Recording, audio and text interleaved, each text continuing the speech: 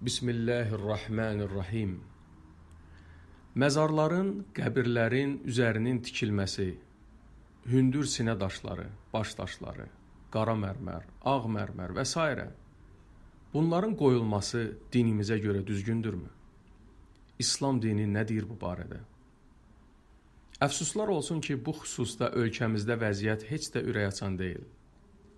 İnsanlar bu mövzunu rəqabət predmetinə çeviriblər.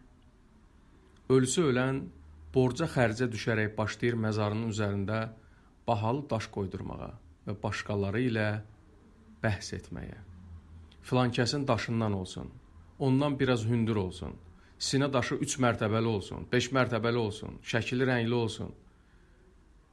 Bəziləri bununla da kifayətlənməyib məzarın üzərinə talvar tikdirir. Bircə o qalıb ki, kondisioner və isti döşəmə də qoyulsun məzara. Axı bütün bu israfçılıqlar nəyə lazımdır? Özü də bəzən görürsən ki, bütün bunları elə adamlar edir ki, heç sağlığında ölüsünə bir hörmət qoymayıb. İndi ən bahalı qara mərmər qoydurur. Məqsəd, özünü cəmaata göstərmək, başqaları ilə bəhs etmək, rəqabət aparmaq olur. Bu dünyada loğalanıb bəhs etməyi bəs eləmir. Öləndən sonra da haradakı insan gedib axirətini xatırlamalıdır, oranı da şan-şöhrət vasitəsinə çeviriblər. Halbuki, dinimiz bütün bu əməlləri qadağan edir. İsrafçılıq etmək Quran-ı Kərimdə qadağan olunmuş bir əməldir. Kimsə düşünürsə ki, belə bir işlə öz yaxınına yaxşılıq edir, o yanılır. Peyğəmbər sallallahu aleyhi və səlləm məzarın üzərinin tikilməsini, məzarın yüksəldilməsini qadağan eləyib. Möminlərin əmiri İmam Əli bin Əbu Talib radiyallahu anhu Əbu Həyyac əl-Əsədiyə belə demişdi ki, Peyğəmbər sallallahu aleyhi və səlləmin mənə buyurduğu bir şeyi sənə deyimmi? O, mənə belə demişdi. Harada yüksək bir qəbir görsən, onu yerlə bir səviyyəyə gətir.